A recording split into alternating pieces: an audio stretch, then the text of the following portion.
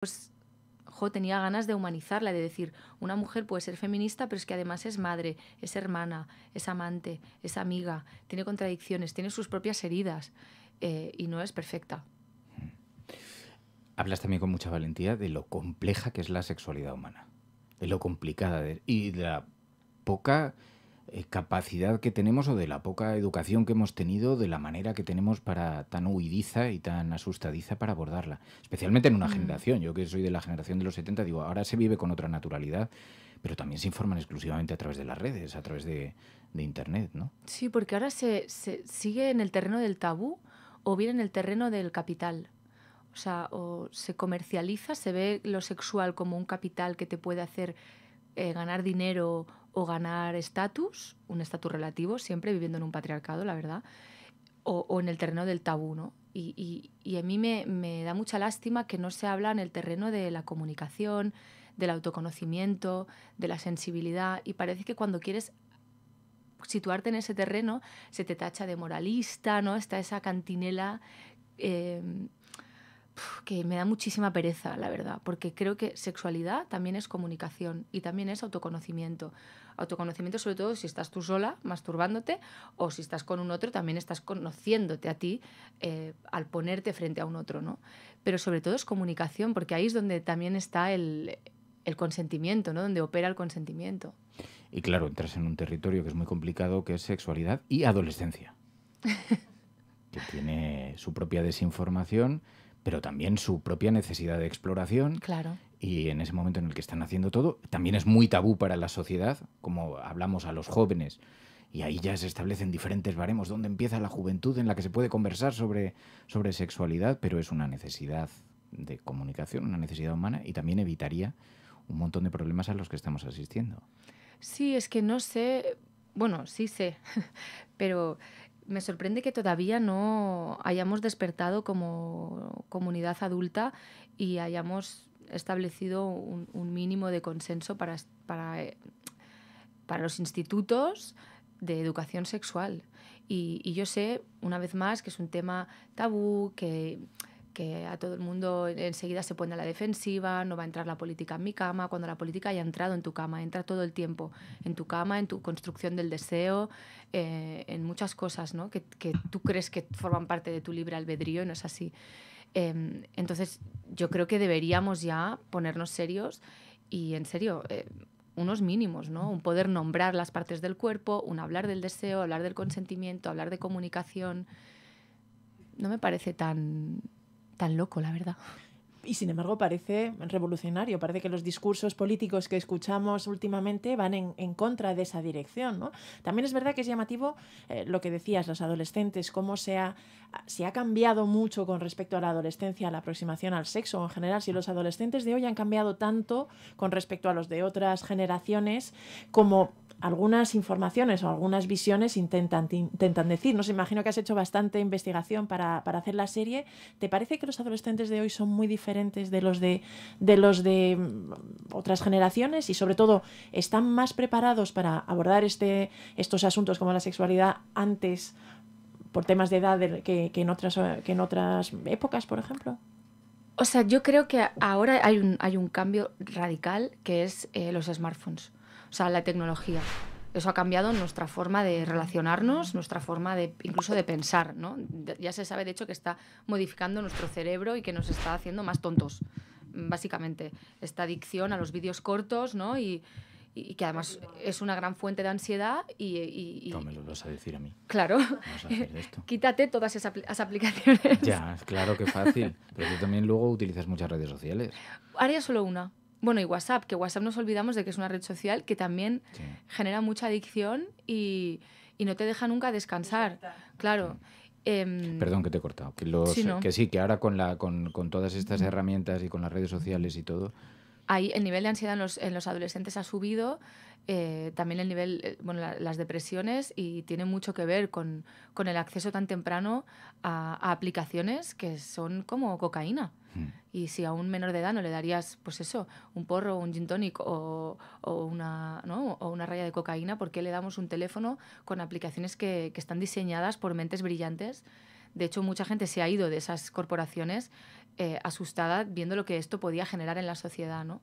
Entonces, el gran cambio que yo veo respecto, ¿no? Porque he pensado mucho y he hablado con mucha gente, es este, ¿no? Entonces, ¿qué pasa? Que es verdad, el acceso a la pornografía, eso no es un mito, no es una cosa de feministas enfadadas, locas, exageradas. Hablando con muchas psicólogas y gente que trabaja con chavales que han estado implicados en casos de agresiones y tal, la pornografía es un pilar ahí de la construcción de su visión de la sexualidad y del consentimiento, porque en el 90 y pico % de la pornografía que se ve online, el consentimiento, el no consentimiento forma parte del juego y del erotismo, ¿no? Y se erotiza la violencia, en lugar de erotizar la comunicación, la igualdad, ¿no? Se erotiza la violencia en la pornografía. Entonces, ¿es el único problema? No. Que eso también es importante recalcarlo, no es el único problema, porque de hecho en la serie también para mí era importante mostrar eso, ¿no? La herencia psicológica, el contexto familiar, eso también opera en la psicología de todos, pero de los adolescentes más, ¿no? Pero la pornografía es un tema que, bueno, creo que ya se está planteando que sea de más difícil acceso, porque yo un día investigando... Ahora ha empezado ya en otros países y ahora empieza en España también. Claro, qué tarde, ¿no? O sea, es tremendo, porque me puse a ver hasta dónde podías llegar sin tener que poner el DNI, ni una cuenta bancaria, ni nada en Internet, y puedes llegar a lugares tremendos, de niveles de violencia muy tremendos, y es fuerte pensar que nuestros chavales pueden estar viendo eso. Eso hace que se eduquen en una cultura muy concreta, en una mirada sobre el sexo muy concreta. Pero tú, una cosa que has hecho en la serie, decías, no quería dibujar una víctima perfecta y unos agresores horribles. ¿Y esto por qué? Pues porque a veces se dibuja en este afán otra vez de deshumanizar al otro y parecer que el otro no va contigo. Se desdibuja, por ejemplo, se deshumaniza la figura del agresor, ¿no? O de la persona que comete una agresión, porque esto también es otro tema, ¿no? Cuando cometes una agresión, ya solo eres agresor, ya todo el resto de tu humanidad desaparece. Claro, es algo muy incómodo de decir y de plantear, pero bueno, creo que la ficción es el terreno donde poder hacerlo, yo creo. Y para mí es importante eso, mostrar que las personas que cometen agresiones no son extraterrestres que vienen en una nave espacial, cometen una agresión y se van, sino que son nuestros amigos, hermanos, primos, padres, incluso nuestros hijos. ¿Y qué pasa cuando te toca de cerca en el lugar que no es fácil posicionarse? ¿Por qué en una serie? ¿Por qué no en una película? Ya, ¿verdad? Fíjate. O sea, no Sí. porque desmerezca, porque es verdad que la serie te permite entrar en un montón de territorios, claro, y le da una extensión que te permite meterte mucho más de lleno en las vidas personales de cada esto y ver. Pero me llamó la atención, siendo que tú has hecho mucho cine y que es un formato en el que te desenvuelves muy cómoda. Pues yo creo que las historias son las que te piden el formato. Yo no creo que... o por lo menos yo no trabajo así, desde exigirle a la historia que encaje en un formato. Cada historia te va a pedir su formato. Y esta historia realmente tiene tantas aristas y tantas subtramas y es tan poliédrica que requería del tiempo de una serie, ¿no? Creo que las series te permiten prácticamente hacer una especie de radiografía social. Luego te saldrá mejor o peor, ¿no? Pero te permiten eso, cosa que una peli se centra más en una trama principal y no puedes recrearte, entre comillas, tanto en la psicología de los personajes, en algunas subtramas, y por eso al final, pues, vi que era una serie. Yo intenté que fuese una película, yo sola en mi casa, porque pensé, así tardaré menos y rodaré antes. Pero no, es que lo pedía la historia. Claro. Oye, ¿y por qué? Claro, ¿cuál es el detonante tuyo personal para contar esta historia en concreto, esta perspectiva? Pues, ¿por qué este ángulo? ¿Por qué en este momento? ¿De dónde te viene el detonante? Son varios microdetonantes, ¿no? El primero fue hace 7 años, en la sala de montaje de Vida Perfecta 1. Yo, claro, siempre tengo conversaciones con mi entorno, sobre todo además en ese momento, que estábamos en la ola de 2018... pues hablaba mucho pues esto de consentimiento, de pornografía, y yo estaba ya, porque desde parte del movimiento feminista ya se venía avisando de que la pornografía era una gran fuente de violencia y misoginia. De hecho, recuerdo que en esa época había sido el caso de la violación grupal de Pamplona y en las webs porno había, o sea, la búsqueda de manada estaba en lo más buscado, ¿no? Que era como, ostras, muy inquietante, o por lo menos algo sobre lo que reflexionar. Entonces, recuerdo una conversación con Uriol Maimó, el productor de Vida Perfecta y también de Pubertad, donde él había escuchado de unos menores que habían tenido como una confusión o algo que podía estar en el terreno de no se sabe, y cómo los adultos a su alrededor habían reaccionado. Y eso a mí o sea, me perturbó mucho y me quedé mucho pensando en eso, ¿no? Cómo podían menores verse implicados en algo así. Y recuerdo que ese día yo le dije a Uri, tenemos que hacer algo con esto porque es muy interesante a nivel humano, a nivel social. Y para mí el arte o la cultura, las historias, nos sirven para esto, ¿no? Para hacernos preguntas juntos y poner luz en lugares de oscuridad. Luego, años después, o un año después, tuve una conversación con una mujer muy feminista que tenía un hijo y una hija, y me decía que ella sentía que cuando llegaba el 8M su hijo se sentía marginado, que había algo que sentía que... Excluido. Sí, que algo... Y yo pensé, primero tuve una reacción interna de ponerme a la defensiva, pero luego pensé, no, o sea, un momento, estoy aquí hablando con esta mujer tranquilamente, que además hemos estado hablando de otros aspectos del feminismo en la vida, por algo me estará diciendo esto, ¿no? Y también se me quedó ahí como una especie de run de, ostras, todo no es tan fácil, todo no es tan blanco o negro, ¿no? Luego viví en mis propias carnes una cancelación. Entonces, bueno, todo esto fue como... fueron como semillas que me fueron llevando a, ostras, quiero hablar de esto, ¿no? Quiero colocarme en los lugares incómodos, en los lugares donde a priori como feminista no te pondrías. Porque claro, cuando se estrena la serie, se había estrenado Adolescente, que es una serie también muy comentada, decían, a diferencia de la serie Adolescente, primero esto tiene, el centro está en nuestra cultura, en elementos muy cotidianos de nuestra cultura, pero también en la reacción a la que te referías, la reacción del entorno de los adultos. Que esto también es muy interesante, porque efectivamente esta historia que cuentas sucede con, no voy a decir con una cierta frecuencia, pero ha sucedido en fiestas de los pueblos en este verano, seguro que más de una, sí. pero yo conozco casos concretos, o sea, Sí. que ha ocurrido y que de pronto la mitad del pueblo se pone de un lado, la mitad del pueblo se pone del otro lado, nadie sabe muy bien los detalles de la historia, pero también provoca una convulsión social espectacular, ¿no? Y cómo afecta también a los entornos, a los adultos, a los que tienen que gestionar eso. Sí, que eso es además lo que pasa cuando hay una agresión sexual.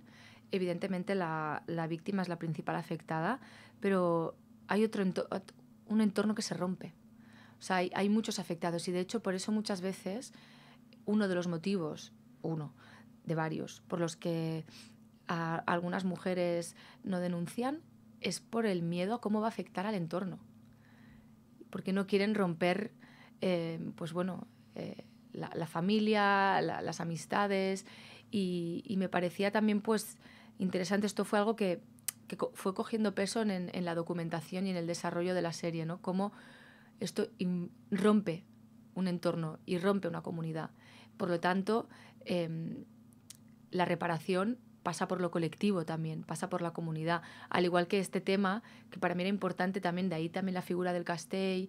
O sea, este tema no es un problema individual, no es un tema que se da entre una persona y otra porque esas dos personas son así. Es un problema estructural, es un problema social y es un problema que la solución pasa por la solución colectiva, ¿no? No solo la reparación, sino la prevención.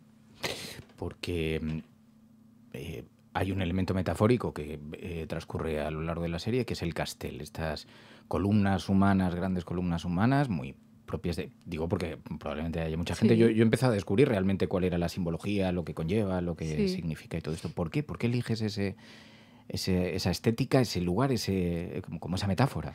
Sí, pues mira, al principio, al pensar en qué marco, ¿no? Porque primero pensé en, vale, la historia, el conflicto, pero luego dije, ostras, ¿dónde pasa?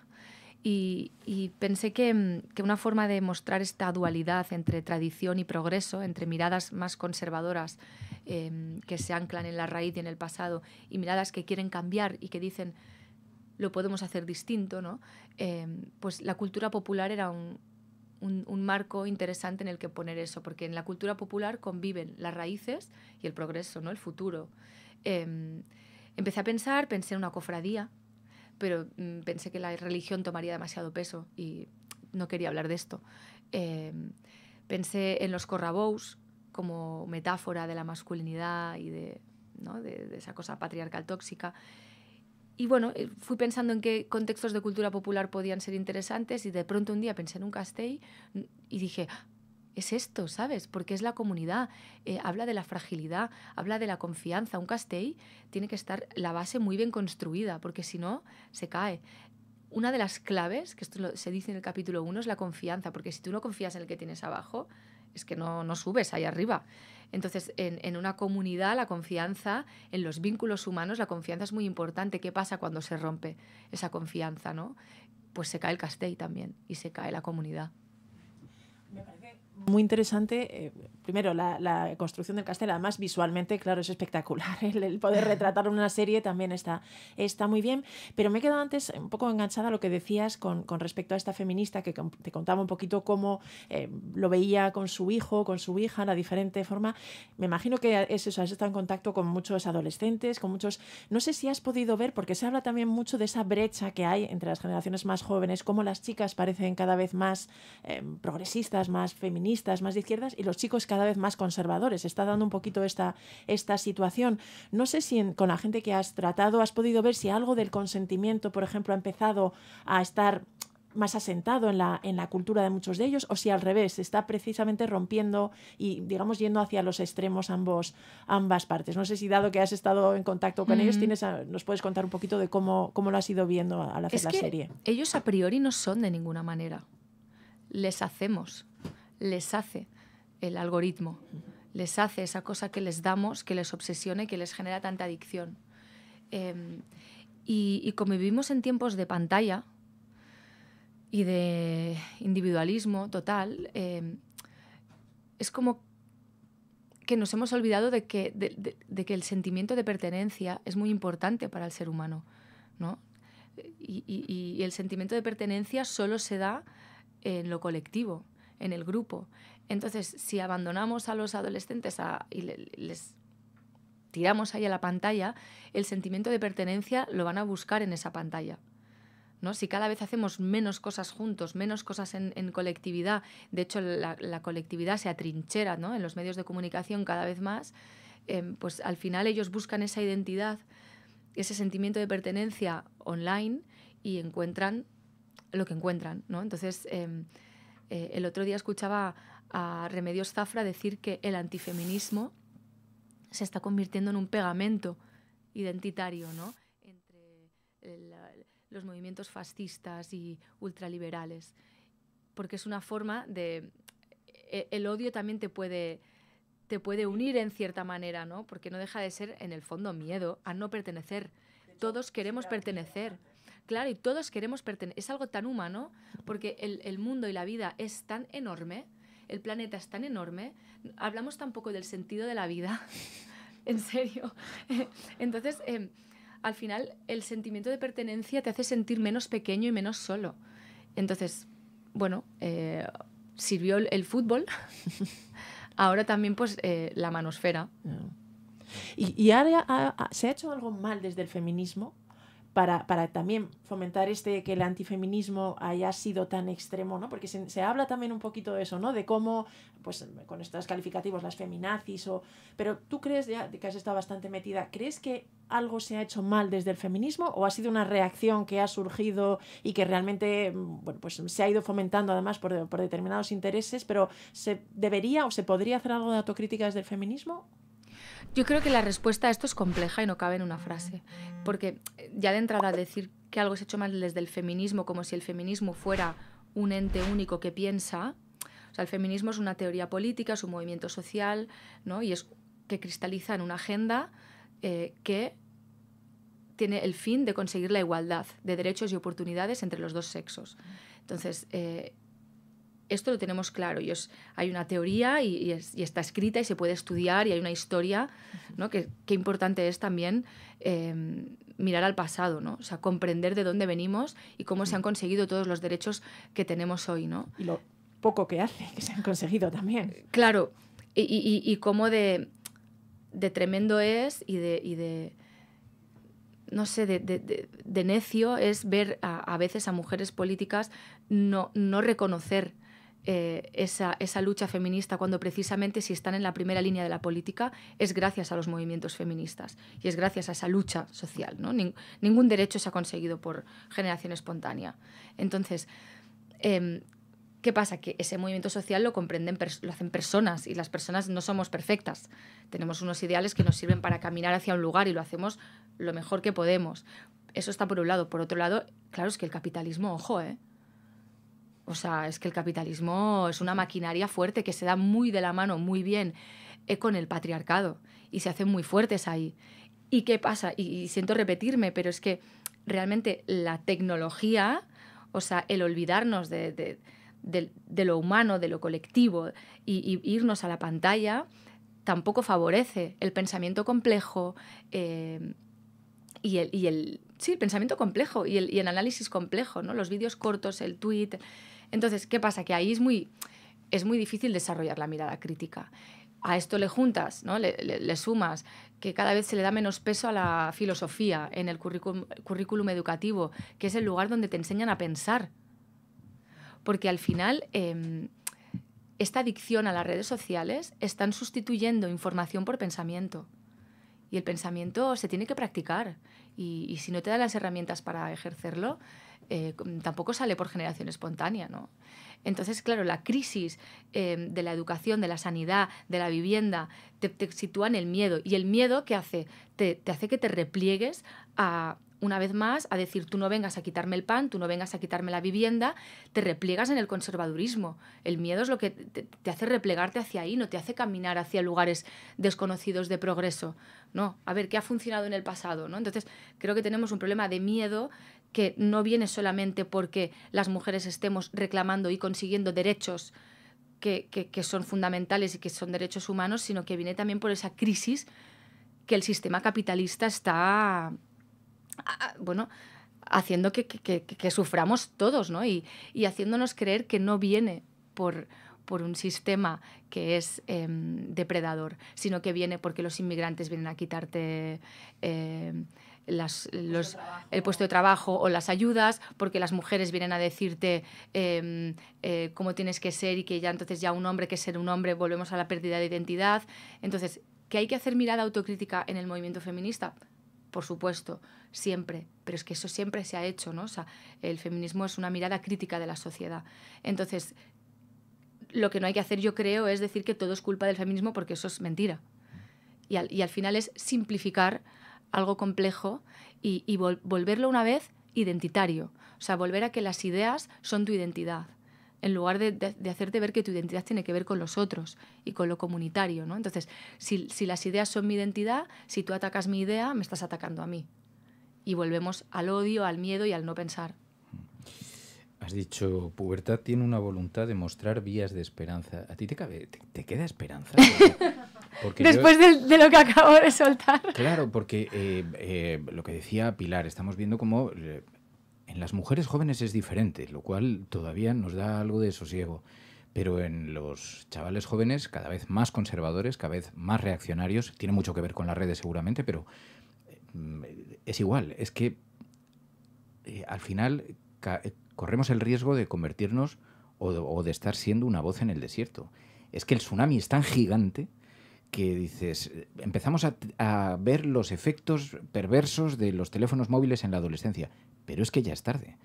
Es que ya no hay marcha atrás. Bueno, a lo mejor hay una marcha atrás, pero va a conllevar media generación. O sea, no sé muy bien cuánto tiempo, porque la realidad es que tú ves a los adolescentes hoy, a los chavales, el uso de los teléfonos móviles, su relación con la política, con la sexualidad, con todo, y dices, es que el tsunami es gigante. ¿A ti te cabe la esperanza? Sí, Fernando.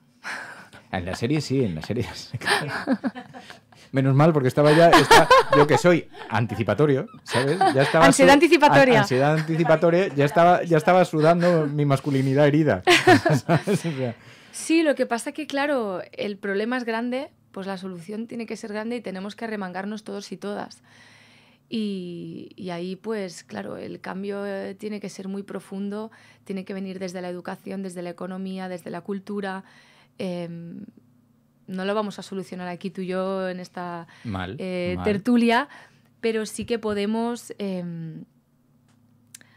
no sé, en nuestro día a día hacer pequeños, grandes gestos que si se acumulan, y ahora va a sonar muy simplista, pero saluda a tu vecino y a tu vecina, ¿sabes? O sea, recordarnos que formamos parte de una comunidad humana, dejar de poner el capital en el centro, ¿no? Parece que cualquier cosa, si da dinero, ya es válida, ¿no? Bueno, es que esto si favorece a la economía, bueno, es que esto es que si no va a haber pérdidas de dinero. Bueno, y las pérdidas de vida y las pérdidas de, no sé, de esperanza, la pérdida del planeta. Entonces, para mí era importante, como en estos tiempos que parece que la imaginación solo puede ser distópica, que solo vemos un futuro oscuro, pues desde la cultura, por lo menos, mostrar también futuros utópicos y que no son tan utópicos, que son realistas. La justicia restaurativa no me la he inventado yo, se la ha inventado el ser humano. O sea, el ser humano es capaz de lo mejor también, no solamente de lo peor. Y la justicia restaurativa es una herramienta social brutal que nos planta a las personas a mirarnos a los ojos. De hecho, se ponen en círculo de verdad y nos hace responsables de, ok, yo te he causado esta herida, voy a hacerme responsable de ello porque sí que cabe el perdón y sí que cabe la reparación. Pero para ello tengo que ser valiente y hacerme responsable, ¿no? Y hacerme cargo de lo que he hecho. Y sobre todo, saber que la comunidad no me va a echar. La comunidad me va a decir, ok, esto también es responsabilidad nuestra, porque un agresor no nace de la nada, ¿no? O sea, y eso vale para cualquier tipo de violencia. Entonces es una herencia también psicológica, pero también social. La esperanza está en lo colectivo, pero sin ninguna duda. O sea, apúntense, señores, señoras, a todo lo colectivo que haya en sus barrios. Y vayan a comercio de barrio, muy importante. Me parece fatal que te hayas instalado en Barcelona, te lo digo. O sea, lo veo fatal, con súper malos ojos. No aprobamos este aspecto porque nos encanta escucharte y nos encantaría verte más. Pero bueno, siempre que pases por aquí, sabes que tienes tu casa, que tienes un lugar. Y te digo que siempre que queráis ir a Barcelona, yo también os dejo el salón de mi casa y os hago un café. Bueno, si hay café... Claro. Si hay café, tú no invites por si acaso, ¿sabes? O sea, tú no seas muy osada, no vaya a ser que te cojamos la mano. Leticia Dolera, Pubertad, está en HBO, ya están los 6 episodios además estrenados. Es muy recomendable, está siendo muy reconocida y de verdad, enhorabuena y muchísimas gracias por este ratito, Leticia. Gracias a vosotras y a vosotros. Viva la resistencia de la cafetera. Gracias, Leticia. Bueno, nos vamos. Esto es La Cafetera. Si lo estás escuchando, eres la resistencia y no estás sola allí donde estés. Buenos días, buenas tardes o buenas noches, cafetera.